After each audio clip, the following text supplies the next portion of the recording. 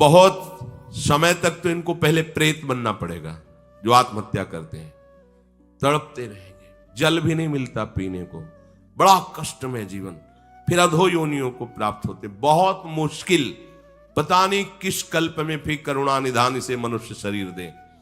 आत्महत्या करने वाले ध्यान से इस बातों को सुने, जिनके मन में कभी आत्महत्या के विचार आते हैं, मतलब आप कल्प कल्प के लिए घोर दुख का बीज बो दिए। शरीर रोगी है, या समय प्रतिकूल है, या आप किसी पर विजय नहीं प्राप्त कर पा रहे, परीक्षा में पास नहीं हो पा रहे, या आपके अनुकूल कोई बात नहीं बन रही, तो मरना जरूरी है क्या? मरने से समस्या का समाधान हो जाएगा क्या? हम तो कहते हैं कि अगर तुम्हारे अंदर इतनी ही बात आ गई कि मैं शरीर को नष्ट कर दूंगा, अब जीना नहीं, तो आज से भगवान के लिए जियो, तुम दूसरों की कामना पूर्ण करने वाले बन जाओगे। अपनी कामना, मरने की जरूरत है, मर जाओ इस बात से कि आज से मैं अपना जीवन प्रभु को दिया।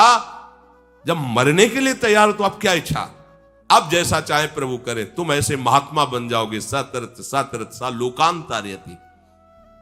अगर आत्महत्या की तो आप दुर्गति को समझ लीजिए, भयानक प्रेत योनि, जहां स्वेच्छा से आप जल भी नहीं पी सकते, भले नदी किनारे रहिए, स्वेच्छा से, और भयंकर जलन, अशांति, एक जगह चैन से नहीं रह सकता। गोकर्ण जिसे अपनी स्थिति बताता है, धुंधकारी जो प्रेत योनि को प्राप्त है, भैया किसी तरह बचा लो, भयानक कष्ट में हो। यह आत्महत्या करने से समस्त दैवी शक्तियां उससे नाराज हो जाती हैं। तुम्हें जीवन मिला है दुख से लड़ने का, ऐसे अच्छे काम करो, ऐसे भजन करो, तुम्हारा मंगल हो जाए। देखो, भोगों में यदि तुम रति करके अधर्माचरण से, पापाचरण से भोग भोगोगे तो तुम्हारा अंतिम निर्णय यही निकलेगा, ध्यान रखना। जब तुम धर्म विरुद्ध आचरण करोगे, जैसे कोई कहता है कि अभी तो छोटा बच्चा ही था, उसने कौन से पापाचरण किए, अभी तो 14-15 वर्ष का था, परीक्षा में ऐसा ऐसा क्या। तो भैया, एक जन्म का हिसाब नहीं चल रहा है, बहुत जन्मों का हिसाब चल रहा है। अगर उसके सुकृत काम करते तो माता पिता उसके ऐसे न मिलते कि उसको टॉर्चर करते, तभी तो ऊब गया जीवन से। अब किसको क्या कहें। तो हमें लगता है कि उसके दुष्कृतों के परिणाम स्वरूप ऐसा उसको वातावरण मिल जाता है कि कोई नहीं, तो आत्महत्या करने का उत्साह नहीं आना चाहिए। हमें लगता है माता पिता को चाहिए कि अपने बच्चों से ऐसे मित्रता का व्यवहार करें कि उनके दुष्कृत नाश करने वाली भावना हृदय में जागृत हो, ना कि शरीर छोड़ने वाली। कोई बात नहीं, अगर इस बार फेल हो गए हो ना, हम तुम्हें और अच्छा ट्यूशन पढ़ाएंगे।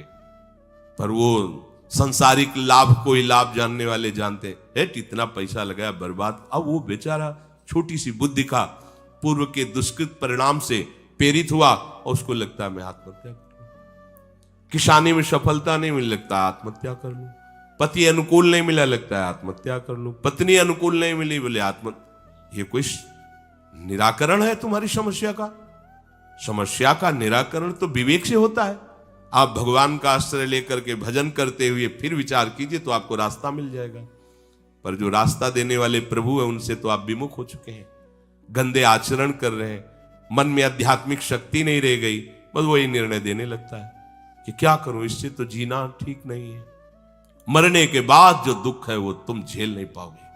आत्महा न तरेत सा आत्म, शास्त्र में कई जगह लिखा है, वो आत्महनन गति जाए, ऐसा कई जगह लिखा है। इसलिए जहां तक शब्द हमारे श्रवण इंद्रिय में पढ़ते हो तो लड़ना सीखो समस्या से हारना मत सीखो।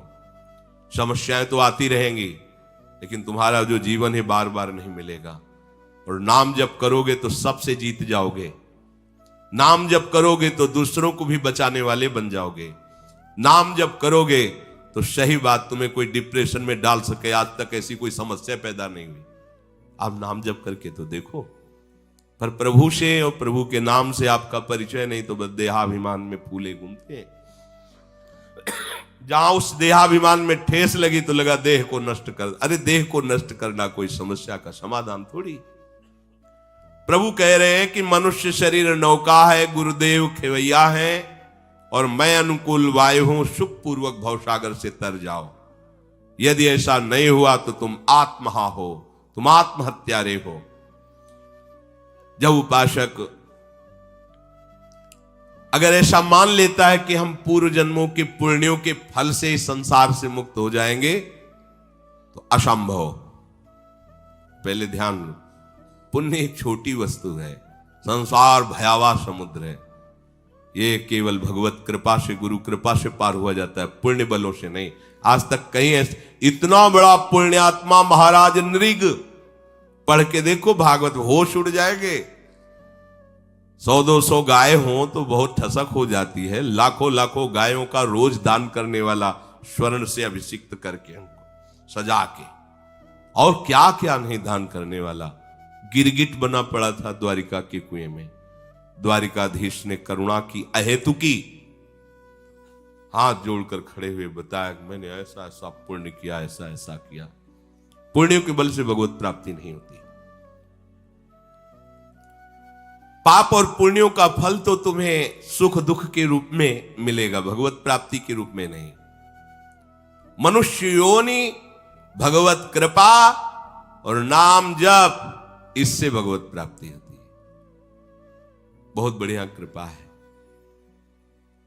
जो आपके जीवन में आचरण हो रहे हैं वही अंतिम समय चिंतन में आएंगे।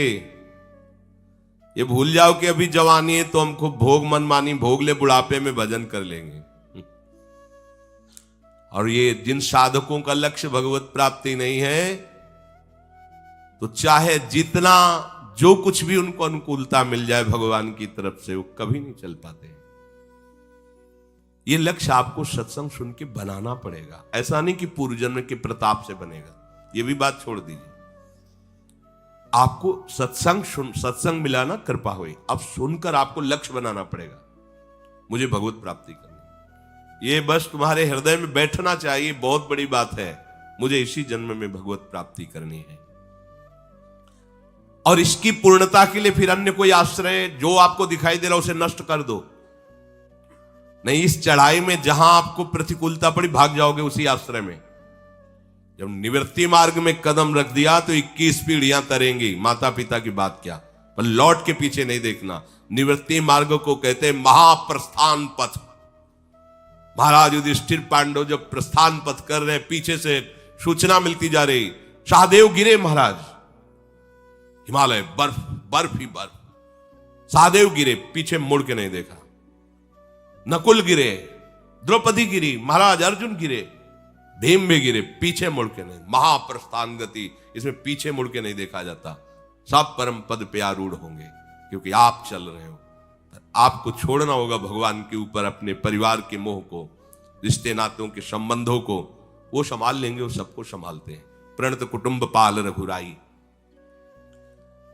और आपका चिंतन ऐसा हो कि प्रभु के सिवा कोई आपका चिंतन वाला नहीं रह गया, जिसका हम चिंतन कर सके। हो गई भगवत प्राप्ति। अगर जरा सा हमें कोई संबंध आश्रय मिलेगा तो भाग जाएगा मन, उसी का आश्रय ले लेगा। बहुत चिल्ला चिल्ला के कह रहे हैं, निवृत्ति मार्ग है, जहां आसपास से चोट पहुंची काम की, क्रोध की, वासनाओं की, और बाहर से कोई उसको रास्ता नहीं मिल रहा वासनाओं की पूर्ति का, फिर उसको ना गुरु अच्छे लगेंगे, ना शास्त्र अच्छा लगेगा, ना भगवान अच्छा लगेगा। कैसे, कहां जाऊं? घर वाले तो भले हमको भगा दे, लेकिन मौसी है वो हमें बहुत प्यार करती है, वो भाग जाएगा मौसी के यहां लेकर। फिर मौसी को लेकर मम्मी को